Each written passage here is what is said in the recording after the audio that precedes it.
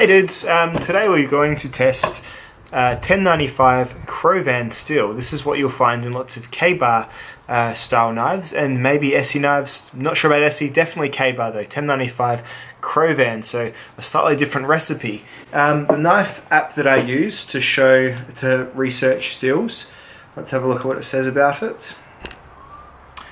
Based on 1095 steel with the addition of small amounts of vanadium, molybdenum, nickel and chromium. Improved wear resistance and toughness compared to 1095. K-bar and Bark River use this steel in their knives.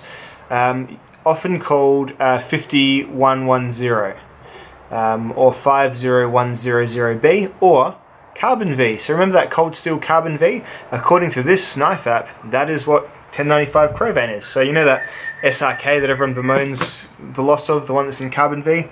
1095 Krovan. So it should be a pretty good steel, you would think. So it's been a while between drinks with these cut tests. So what we'll be doing is we get a knife. This is a brand new knife. I've taken it straight out of the box and I've put a Worksharp kitchen knife guide, 20-degree inclusive edge on this one. It's kind of scuffed up the Cerakote a little bit, but hey, it's going to get plenty scuffed later on in testing, I'm sure. So what we'll do, we'll cut with this knife, this rope, that we use the same rope every time, the same edge every time. So sciencey as I can do. And we'll keep cutting the rope until the knife no longer slices paper, and we'll be using this front portion of the blade here. Okay, so let's get into it and see how 1095 Krovan performs. Is it a leap? Is it maybe just an improvement in toughness? Who knows? We'll see how the edge retention goes nonetheless. Let's get into it.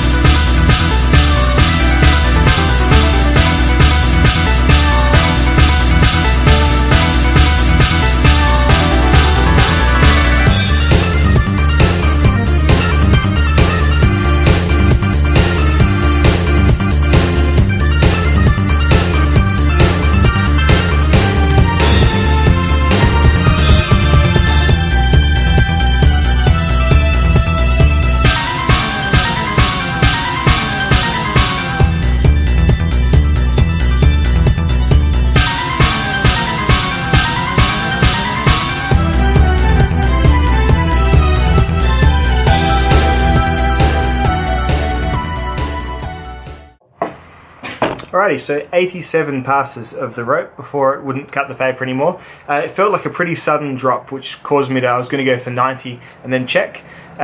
Pretty sudden drop in sharpness from between cut maybe 82 or so to 87, so I gave it 5 and then yeah, it was really struggling to get through the rope.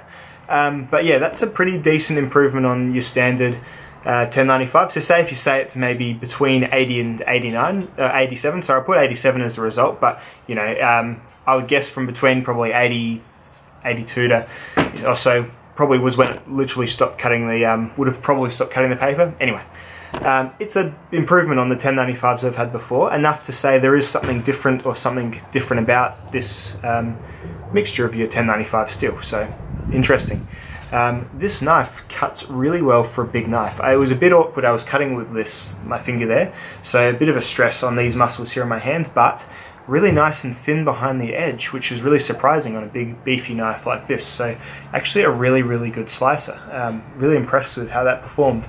I was kind of dreading the test because it kind of really hurts your hands when you have a big knife. I did that ATOR knife and geez, I was uncomfortable. And that was only 20, 25 or so cuts. So 87 is the result I'll record for this one, and that's a good result. So there is definitely something to this steel, and it's definitely worth paying that maybe a little bit extra or hunting down a knife with perhaps this one if you're after a good carbon steel edge retention for still a pretty reasonable price. Thanks dudes, I'll see you in the next video. Bye.